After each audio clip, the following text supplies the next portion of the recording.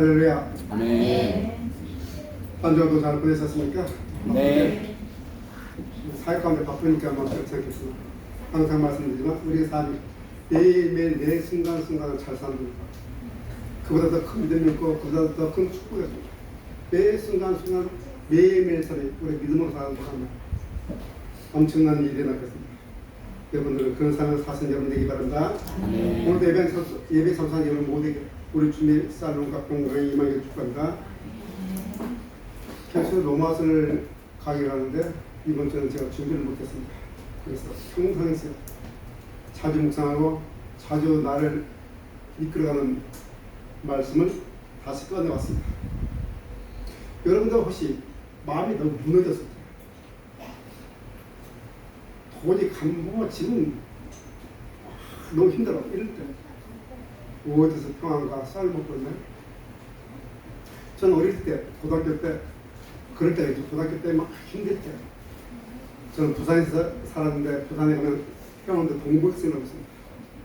동네에서 동백선까지 가는 버스 타고 한 1시간 정도는 동백선이 지금처럼 개발되지 않은 곳 때문에 그 하염없이 먼 바다를 보고 있으면 그 격송 때를 듣던 마음도 사가지고 그렇게 한 몇 시간 있다 돌아오고 그렇게 했습니다. 그리고 이제 목표를 시작한 이후에 역시 마찬가지로 인간이기 때문에 많은 격동적인 일이 있을 때는 오늘 본문 말씀을 자주 묵상합니다. 이 말씀을 떠나고 묵상하면 제 모든 것들이 다 사그라지고 하나님께서 저를 안아주시고 그 모든 것을 풀어주는 그런 말씀입니다. 그래서 오늘 여러분과 함께 나누면서 여러분 인생 가운데서 혹시나 은혜가 메말라가지고 거칠어지고 이제는 뭐 어떻게 할지도 모르겠다. 마음이 평강이 임하는 그런 은혜가 임하기를 한 코스로 한 방법으로 소개해 드릴 테니까 들어보시고 괜찮으시다면 한번 묵상을 여러분에게 바랍니다. 오늘 고린도전서 15장은 사실은 고린도 교회 성도들이 부활에 대해서 확실하게 못하고 있는 가운데 바울이 부활에서 확실한 그 말씀입니다. 그 말씀 가운데 있는 이 두 개 바울의 자서전적인 고백이죠. 그래서 이 부활을 확실한 말씀 가운데 있는 이 두 구절이 얼마나 큰 은혜가 넘치는지 알 수 없습니다. 조금 전에 말씀드렸지만 저는 은혜가 메말랐을 때 그때마다 이 말씀을 자주 묵상합니다. 그럼 이 말씀 속에서 흘러넘치는 은혜가 삭막하게 버린 제 마음, 내 영혼을 치유해주는 경험을 자주 합니다.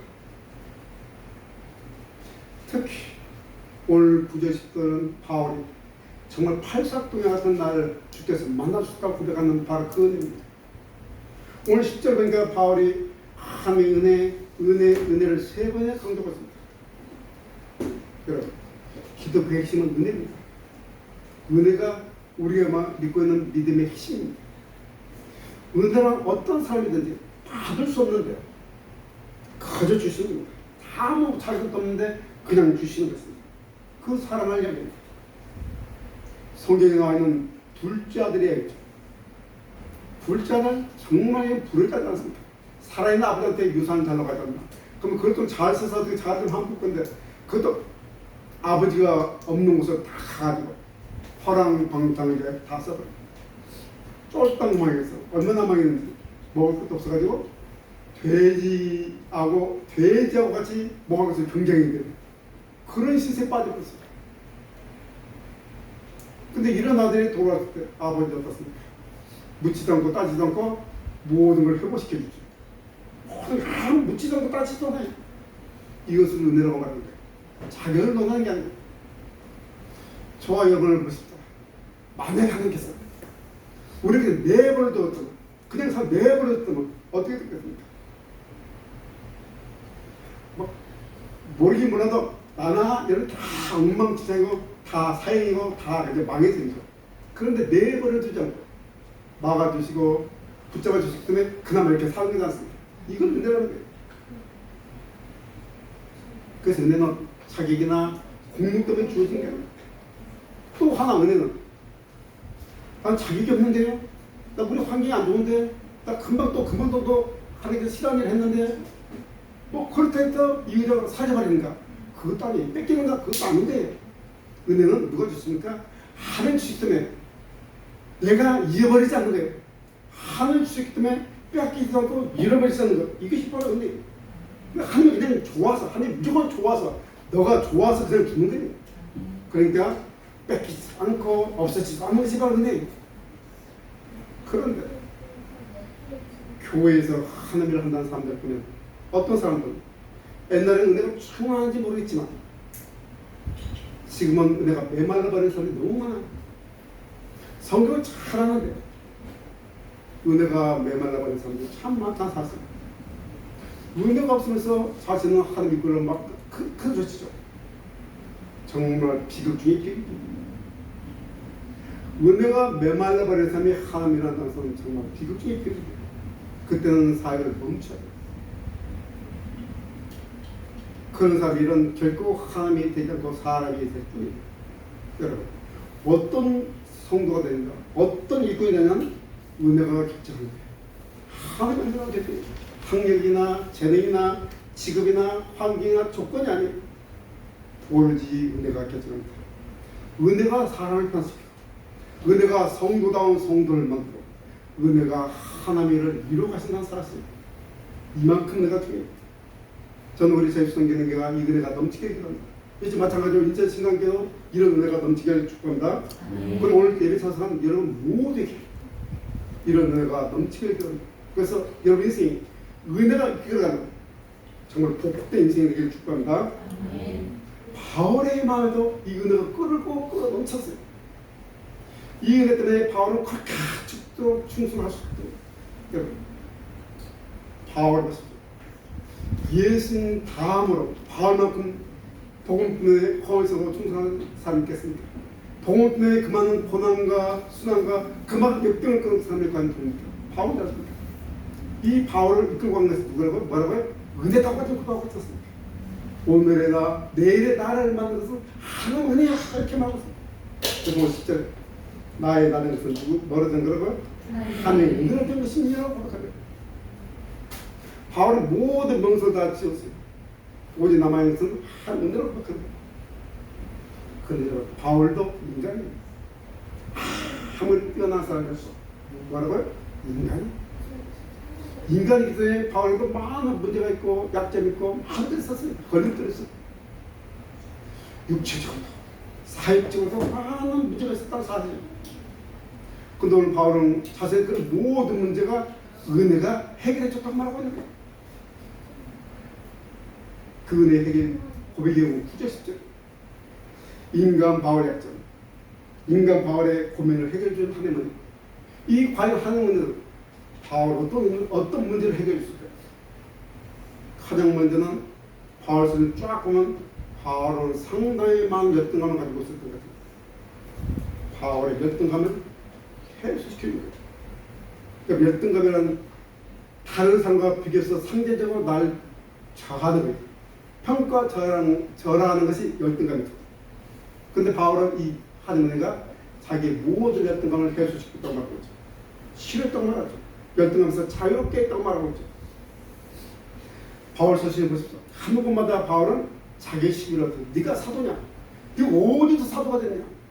자기 시비가 붙었어요. 사람이 가장 아픈 것이 자기에 대한 시비지 않습니까? 네가 무슨 자격이 있어? 네가 무슨 사도야? 사도라면 그 적어도 사도인지 보니까 예수님과 3대 동행했고 부활을 겸한 그 사람들이 사도의 자격이 있습니다. 너는 아무것도 아니고 너 아니잖아. 그럼 네가 전한 메시지는 뭐야? 뭐 이렇게 되는 거야. 자격에 대한 시비. 바울 한 번마다 자신을 괴롭혔어요. 얼마나 괴로운지. 자기의 사도를 계속 짓누르잖아요. 오늘도 보십시오. 9절. 나는 사도 중에 지극히 작은 자라. 나는 사도 중에 지극히 작은 자라. 그렇죠. 베드로, 요한 막 이렇게 비교하면 지극히 작죠. 자신은 예수님 그렇게 동행하지도 않고 예수님 그렇게 고난받지도 않고 특별히 파는 거예요. 특별히 파는 거예요. 특별히 받은 게 그런 거예요. 그러니까 비교하면 얼마나 힘들겠습니까? 나도 힘든데 또 옆에서 막 비교하니까 얼마나 힘들겠습니까? 그게 어떤가? 그런데 왜? 나의 나된 것은 누구의 나된 것으로 하나님은 그것입니다. 바울이었던 것은 굉장히 힘들었나 봅니다. 그런데 가는 곳마다 오늘 고린도서 1장 1절을 볼까요? 이렇게 기록되고 있어요. 고린도서 1장 1절입니다. 한번 읽어볼까요? 하나님의 뜻에 따라 그리스도 예수의 사도로 부르심을 받은 바울과 형제의 소스되는 고린도 교회에서도 막 자기의 시간을 까붙었어요. 이렇게 말하죠. 나는 누구의 부르심에 따라 하나님께서 따라 부를 받는다. 하나님께서 나를 인정하셨어. 하나님께서 나를 인정한 사람이야. 하늘에 주신 하나님께서 나를 인정했는데 뭐가 부족합니까? 바울은 하나님의 은혜 속에서 함께 살았어요. 이렇게 성도들은 우리는 한 은혜 속에 함께 살아야 됩니다. 그런데 우리가 믿음으로 살아간다지만 우리도 알게 못해. 우리 안에도 열등하면 우리 마음속에 깊이 살고 있죠. 깊이. 외적인 조건에서는 열등하죠. 신체적인 것도 있어요. 저 같은 경우는 발음 문제가 있어요. 여러 가지 오늘 열등함이 있어요. 또 내적인 데서는 것도 외모라든가 학력이라든가 어떤 이름 가지고 또 여러 가지 가정 환경이 있죠. 결손관이 있어서 말하지 못하고 우리 가정이 그 힘든 가정이 있어요. 문제가 있는 가정 구성원 뭐 이런 것들 지금도 지내고는 가정이 사도 가만 뭐 이런 것들 안에 깊이 잠들었죠. 말하지 못했어. 그 열등하면서 같이 들었죠.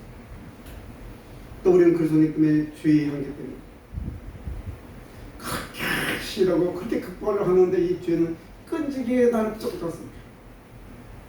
이 죄의 한계 또 이런저런 한계 때문에 이런저런 열등감 때문에 힘들어하지 못했습니다. 목이 몰라도 여러분도 다 그런 게 있을 거예요.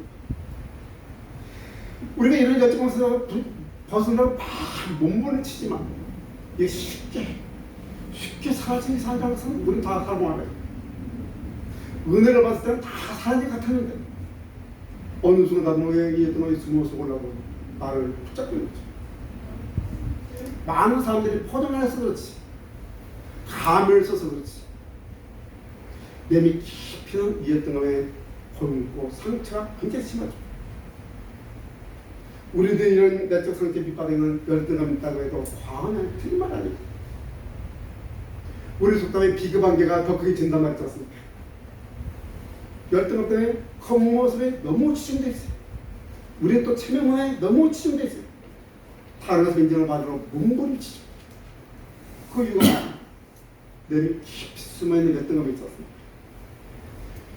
한국교회와 한국교회가 부패하고 타락해서 난리인데 저는 그 위에 가장 기본적인 베이스가 열등감을 세워야 됩니다. 그게 결국 틀린 말 아닙니다. 정말 우리 한국교회는 너무도 외형적인 것에 집중해요. 보이는 곳에 너무 집중해요. 어떤 차를 타거든요. 이 제주도 외제차가 엄청 많이 타는 사람이에요. 몇 평 아파트? 어느 브랜드 아파트? 어느 학교를 하느냐? 명품을 받았냐? 명품이냐? 뭐 이런 거. 그러다 보니 지도자들끼리는 가짜 기술도 소문고 참 많이 나가서 학위를 밖에 왔는데 그게 가짜예요. 위험했습니다. 열등감 때문에 감투와 탈성 위험했습니다. 열등 때문에 우리 그리스도를 좁혀고 있습니다. 왜 우리 안에 열등감이 생깁니까? 은혜가 사라졌기 때문입니다. 은혜가 말라버렸기 때문이에요. 제 얘기라면 저는 원래 목사를 하려고 마음먹은 일이 한 번도 없는 사람이었어요. 우리 장로님에 있어서는 저도 장로가 됐어요. 좀 아이들 위해서 멋진 공간을 만들고 아이들이 막 와서 올 수 있는 세상에 놀지 말고 이 건물에서 막 놀 수 있는 그런 건물을 만들고 그렇게 섬겼으면 좋겠다고 마음먹었던 사람이에요. 그래서 내 마음대로 살았어요. 마음이 그렇게 하지만 세상에 사니까 마음대로 살았어요. 그런데 전능한 하나님 때 누가 커버했습니까? 39세 종신 신당을 갔어요. 신당 갔더니 어릴 때부터 목사 되겠다고 준비했습니다. 그렇게 많더라고요. 심지어 초등학교 때부터 준비했어요. 다양한 사람들, 은사를 가진 사람이 얼마나 많은지. 아휴, 내가 잘못했나? 내가 잘못 들었나? 저는 솔직히 그때 성경을 일독도 못했거든요. 신당 성경 공부한다고 그때 성경 읽은 게 처음이에요 그때. 그런데 목사 된다고 했단 말입니다. 그럼 얼마나 주눅들겠어요. 음을 어쩌다 찬양도 못하죠. 발음도 막 안 되죠. 목사로도 은사 찾기 너무도 힘들죠. 이런 데가 그 전선수들 사이에 있으니까 얼마나 주눅 드는지. 한자 동안 고민했어. 내가 잘못 얻은 거 아닌가? 하나님께서 잘못된 거 아닙니까? 이 정신 바짝 차려야 된다. 이런 나에게 하나님이 참으셨죠. 그리고 감당할 수 있는 은혜를 주셨죠. 그 은혜가 저는 이 제주에서 신도를 3년 동안 빙의 왔다 갔다 했어요. 그것을 감당할 수 해준 은혜.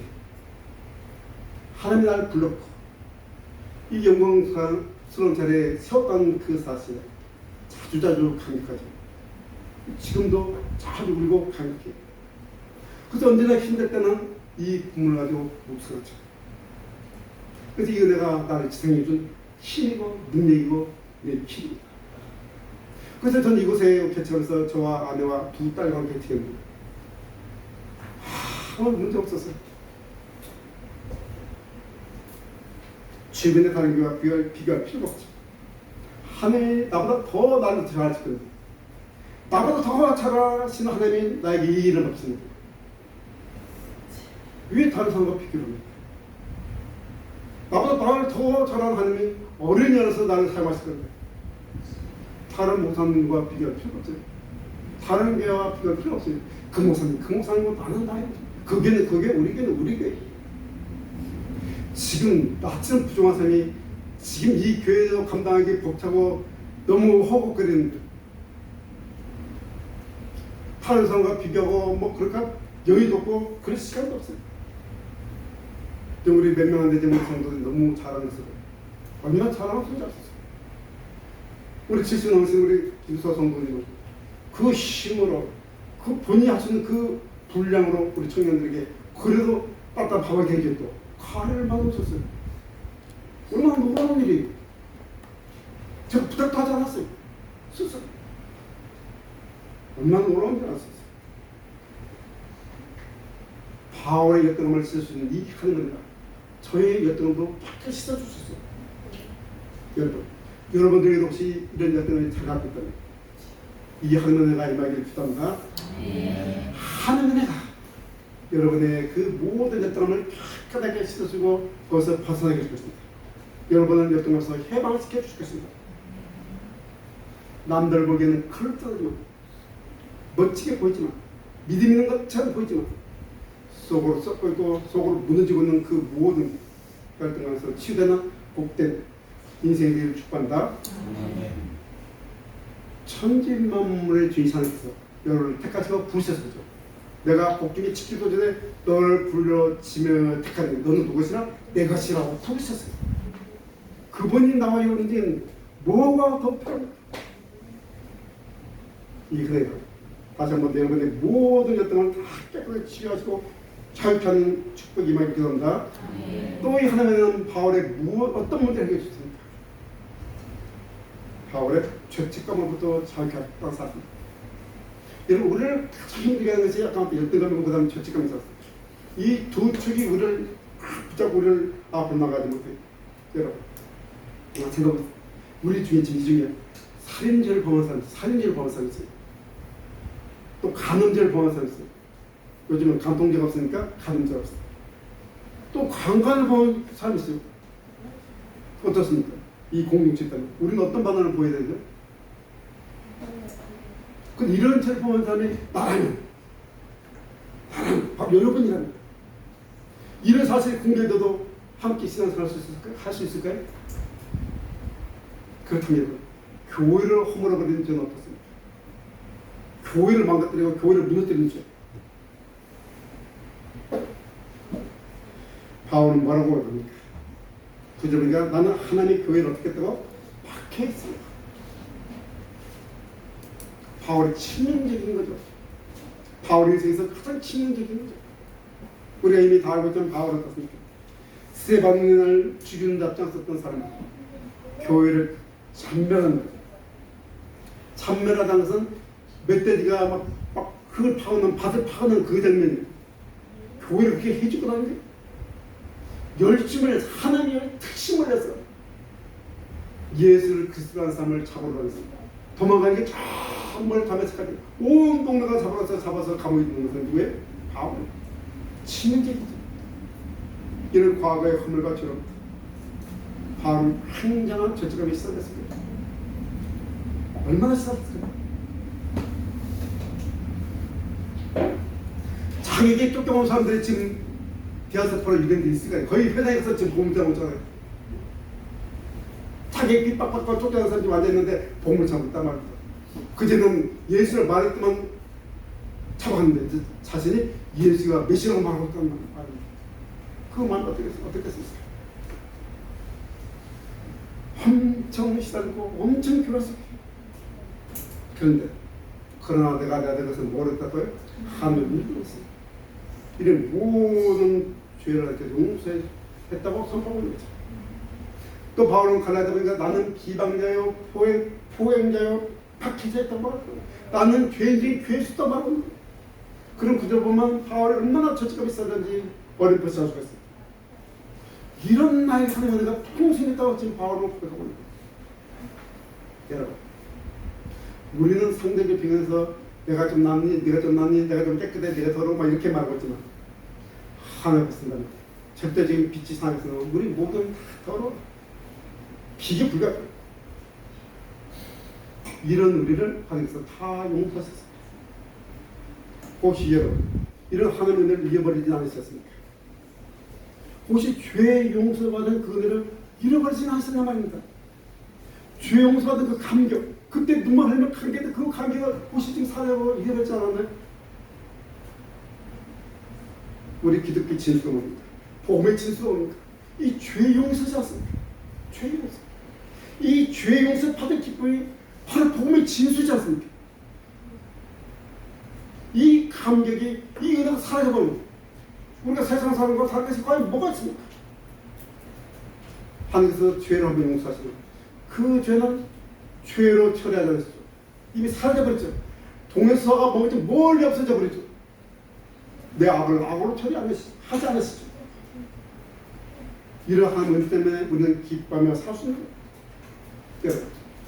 자신이 얼마나 죄인 돼서 고백하지 않고 몸부림치지 않은 사람이 어떻게 한 은혜를 제도할 수 있겠습니까?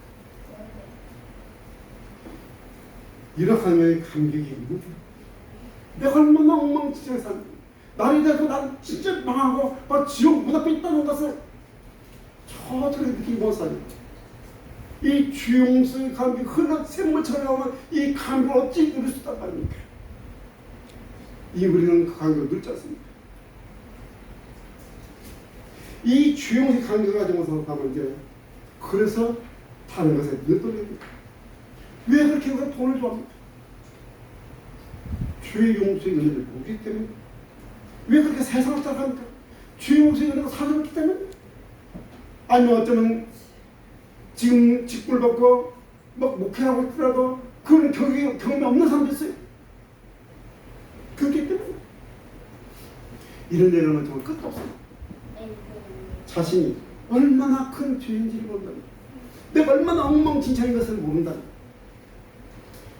그렇게 십자가를 지고 가시는 주님이 이해가 안 돼요. 십자가를 지고 가시는 주님은 우리 목사님의 주님이시지 나의 주님이 아니에요. 그 주님은 내 남편의 주님이지 내 아내의 주님이지 내 주님이 아니잖아요. 왜 나는 어쨌거나 나는 괜찮은 사람이에요. 근데 바울은 사실 하도 다 있는다 해도 이 주님의 은혜만 있거든. 반복한다. 좋다. 이 은혜가 내 넘쳤다고. 다해서 내 간이 흘러 넘쳤다고도 하죠. 넘쳤다. 죄 용서받은 이 은혜가 우리의 힘이에요. 저와 여러분, 이 죄 용서의 감격을 누리는 축복이기를 바랍니다. 또 바울의 어떤 문제를 이 은혜가 해결합니다. 10절 보십시오. 10절 다시 한번 읽어주시겠습니까?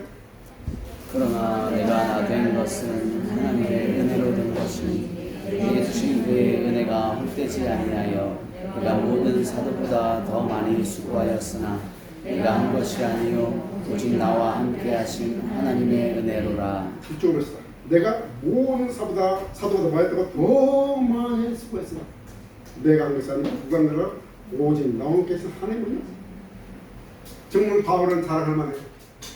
바울처럼 살겠다면 정말 자랑하다 하마지 않습니까? 얼마나 자랑했겠어요. 그런데 아무 소리 없어요. 바울은 자랑하면 얼마든지 자랑할 수 있는 자격 있는 사람이에요. 그런데 바울은 자랑할 것이 하나도 없다고 고백하는 거예요. 내가 아니고 하나님 오늘 한 거예요. 여러분. 여러분, 바울이 되시던 그 모든 일은 바울이 한 것이 아니고 하나님이 하신 일입니다. 그렇죠?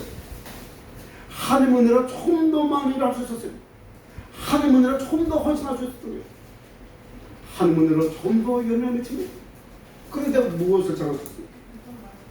이렇게 하나님 은혜는 자기 자랑을 잠재워요. 자랑할 수 없게 만드는 거예요. 모든 것을 누가 했었다? 하나님 하셨다고 말하는 거죠. 그런데 은혜가 사라져요. 시야가 좁아져버립니다. 주변이 보이지 않아요. 누구만 보이죠? 나만 보여요. 누가 한 거예요? 오직 내가 한 거예요. 내가 헌신했고 내가 수고했고 내 능력을 다한 거예요. 나만 보게 됩니다. 한번 생각합시다. 우리가 얼마나 빈틈이 많아요. 우리가 얼마나 어설퍼요. 그 빈틈을 누가 메꿨어요? 다도 모르는 누구의 손길에 그 빈틈이 메어지고 우리가 흘린 것들이 주워서 없어진 거예요. 그렇지 않습니까? 은혜가 있을 때는 다 보여요. 근데 은혜가 사라지면 아무것도 안 보이고 누가 보니까 나만 보여. 내가 다 한 것 같아요. 그러니까 자랑이 체질화 되는 거예요. 내가 흘리고 한 것들이 얼마나 많은지, 내 빈틈이 얼마나 많은지. 근데 그 빈틈을 하나님의 손길이 누구의 손길에 따라서 그것이 이어지고 그것이 처리돼서 내가 보기에 깨끗해지고 뭐가 이루어진 거지 않습니까? 은혜가 떨어지면 내가 보이기 때문에 자기 자리에 나올 수밖에 없어요. 그래서 이것이 바로 이렇게 내가 은혜가 메말랐나 사라졌나 하는 그 측정은 바로 밑에 내 입에서 누가 무슨 자랑하면 내 자랑하면 아 내가 은혜가 떨어져가고 있구나 말라가고 있구나 하고 판단해도 틀린 말 아니에요. 그때 우리는 조심해야 돼요. 그때 아차하고 조심하고 살을 멈추고 하나님의 은혜를 나가야 된다. 은혜 없이 메말라버렸다고. 여러분 성경을 펴시고 우리 복음서 보면 우리 주님이 오셔서 나를 사랑하사 자기 몸을 버리셔서 그러던 그 길을 따박따박 같이 걸어갔어요. 얼마나 나를 사랑하시고 그분이 그 길을 걸어가셨어요. 나를 살기 위해서 그 길을 걸어가셨어요. 복음서는 그 우리 주님의 행적을 하나하나 따라가셨어요. 메말라버렸던 그네가 다시 추웠어요. 언제든지 하나님의 부로 하늘가서 은혜를 구하시고 은혜가 떨어진 상태에서 하늘이란 그 하나님이 아니에요. 삭막한 싸우고 다투 세상보다 더 심한 어느 데로 왔다 갔다 그런 일이 왜 교회에 일어납니까? 은혜가 메말라버린 사람에게 누구밖에 안 보이죠? 나밖에 안 보이니까. 여러분 하늘 은혜였으면 아무것도 없었어요. 우리 모든 일이 하나님이 되게 하는 것은 하나님이 여러분들의 헌신은 정말 아름다워요. 천국하면 여러분들 아까 불렀지만 여러분의 헌신과 사랑이 정말 크게 빛날 거예요. 저보다 훨씬 더 빛날 거예요. 왜냐하면 저는 목사이기 때문에 이미 이 땅에서 많은 영광을 받았어요. 많은 상을 받았지 않습니까? 그 목사님으로서 많은 상을 이미 받았어요. 근데 여러분들은 상 안 받았고 이름도 없이 하니까 얼마나 큰 상이 주어지겠습니까? 그것이 은혜라는 거예요. 은혜가 우리를 살려, 은혜가 우리의 삶을 풍성하게, 은혜가 우리의 삶을 행복하게 만들죠. 그래서 저는 이 찬양하는 은혜를 묵상하고 생각해요. 여러분도 혹시 은혜가 메말랐다면 이 설명 생각하시고 다시 성경 읽으시고 예수님 따랐던 그 길을 한 걸 얼마나 나를 사랑하십니까? 하나님의 아들이 자기 목숨을 걸어 나를 살렸을까? 얼마나 나를 사랑하면 하나님 그 아들을 내 생명 밖으로 내버렸을까?